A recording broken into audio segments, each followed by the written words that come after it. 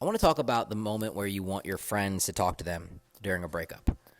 And this happens when you've exhausted all communication options, you guys are not getting along, and sometimes you feel like you need to bring a third party in to just talk to them and, like, hey, listen to my friend here.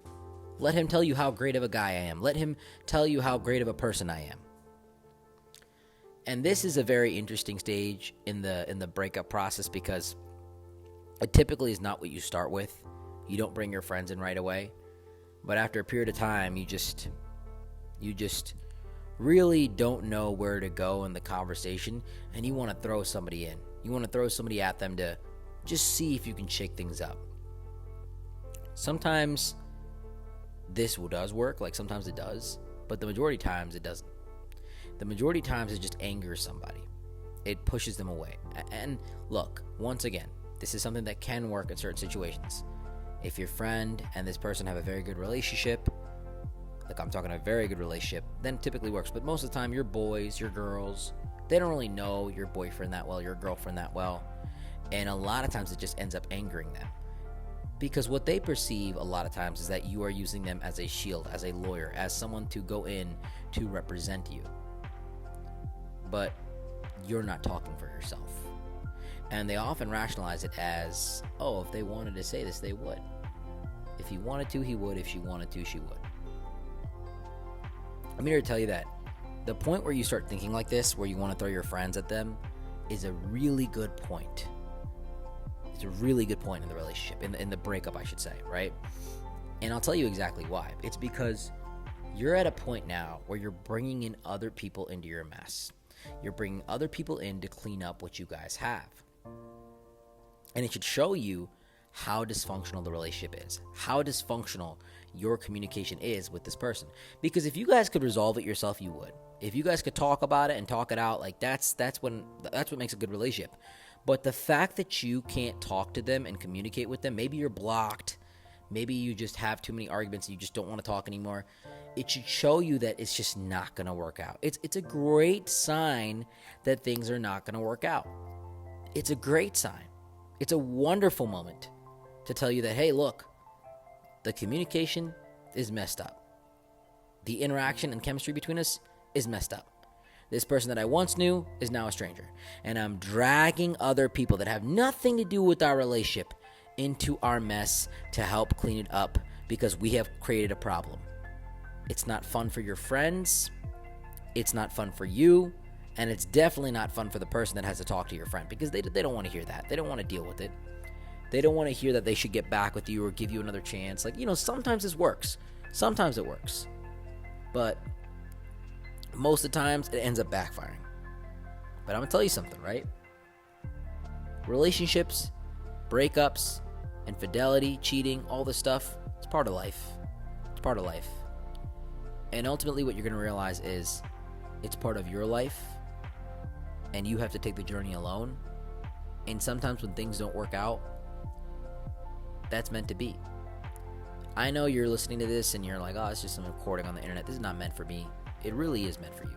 Like, it's meant for you. If this is something that even relates to your life in 1%, I just want you to understand, like, we all go through breakups. We all go through relationships where they don't work out. You're not special. You're not this one person on the earth. And you're not the first one to want to have your friends talk to them, and you're not the smartest person in the room to think that this will work. Trust me, I've been there before. Breakups suck. I've been in a lot of breakups myself. And I'm not trying to out-victim you. I'm not trying to say mine were worse. I'm just telling you, like, I've been there. I've been someone that wanted to delete myself off this earth because I love someone so much. I've been in that position. It's a very sad position to be in. And I'm going to tell you something, okay? Just because it feels good doesn't mean that it is. Heroin feels good, okay? Heroin feels great. Not telling you to try heroin, but what I'm saying here is it feels really good. The highs are high, but the lows are also low. And it's kind of like this breakup right now. You felt really good with them, but this moment right now doesn't feel so good.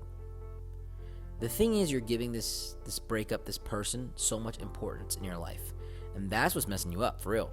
You're giving them too much importance. You're making them a pillar in your life. You assign them so much meaning. And that's why this breakup is so psychologically difficult for you to get over. It's nearly impossible for you to get over because you keep making them important and you are unwilling to let go. You might feel like you're letting go. Maybe you're getting better at it day by day. But right now, you're not in the process of fully throwing them away and letting them go. You're looking for options. You're rationalizing. Well, maybe if this person talks to them, maybe if, Sarah, my girlfriend, talks to her and maybe she could get some words across. Sometimes as a guy, you want girls to talk to your girl. It doesn't work out. I'm telling you, usually it doesn't work out. Sometimes as a girl, you want your brother or your friend, your guy friend, to talk to your boyfriend. It's just going to anger him. Having your friends get involved is a clear sign that this situation is beyond messed up. It's a situation where we got to get out. Okay, FUBAR. Okay, fucked up beyond all recognition. It's so messed up. You got other people coming in trying to fix it, and they don't want to.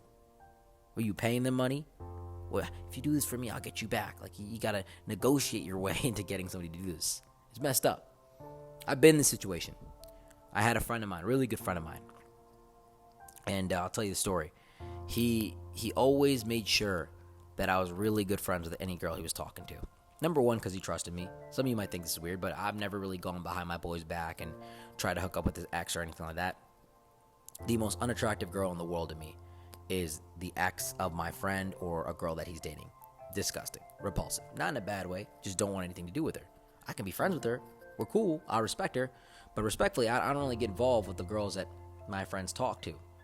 But this particular friend of mine always wanted me to talk to the girls that he was talking to. And the reason why is because he had messed it up. He wasn't always the best guy in the relationship. He did some things that, weren't good. And he admits it and he knows it.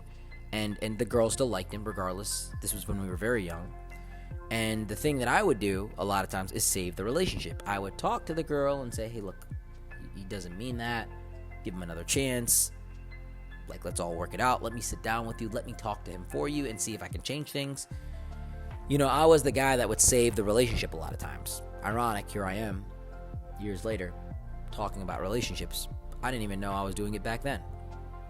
But I would talk to these girls for him and basically save the relationship over and over and over again. I guess I was using my powers for bad. Maybe good. I'm not necessarily sure. Depends on the way you looked at it. I was helping my friend, and he was very grateful for me, and he was like, hey, thank you so much. You always come clutch. You always save me when it comes to these situations. I know I messed up. I'm not going to do it again. And sometimes, I saved the relationship only to find out that he did the same mistake again, and the girl got even more angry. But one thing I learned from this is that it was exhausting. It was exhausting cleaning up his messes. It was exhausting getting involved. I love the guy, and I didn't not want to do it for him. Trust me. But every time I was I don't want to get close to his girls that he's talking to because I know at some point he's going to call me in look, I messed up. Can you go talk to her? She's being crazy. Blah, blah, blah. You're better at this than me. Go just can you do this? And I'm like, all right, fine. I got you. But it's exhausting. You do what you do for your boys. You do what you do for people in general. To be honest with you, if it was a girl or a guy, it doesn't matter. I would do it for them. There's been many situations where a girlfriend of mine, a friend that's a girl, I should say it like that, had a problem with her boyfriend and she just didn't know how to handle it. And, sometimes I had to go talk to the guy, not in a mean way. It sounds always menacing. But just say, hey, look, what's going on, man? She really cares about you. Do you really want to do this to someone you really care about? I know you care about her too. There's always situations like that. But when you have to bring your friends in, it's a clear sign. While I'm doing it, it's a clear sign. Look, this isn't going to work out. I already knew in the back of my head. Because if I am coming in as third party and you guys can't communicate it to yourself, number one, you have a problem with communicating. You need to focus on building your skills and talking to people. And realistically, the communication between you two, the organic chemistry is just so messed up. Maybe you both are immature and you don't want to talk to each other. Maybe one person has blocked another person. It's just not a good situation to be in. So when you want to have your friend reach in and call this person, I want you to understand your friend doesn't want to do it. And a lot of times it's a great indication. It's a wonderful point where you realize this is just beyond messed up. It's a time for you to walk away. I hope you guys gain some value from this. I always speak my mind to you in these raw recordings, these unedited recordings.